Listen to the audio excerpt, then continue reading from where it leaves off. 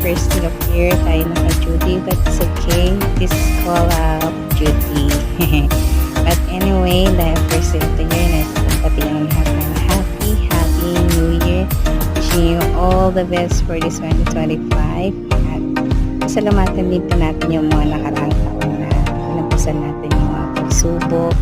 At pasalamatan din po natin yung mga blessing na natatanggap natin. At ngayon sa 2025, dalangin ko po na sa ating lahat na malampasan pa po natin yung mga pagsubok na dumating sa ating buhay.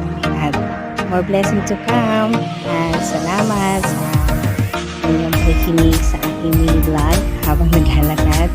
Maraming salamat. Thank you. See you next time.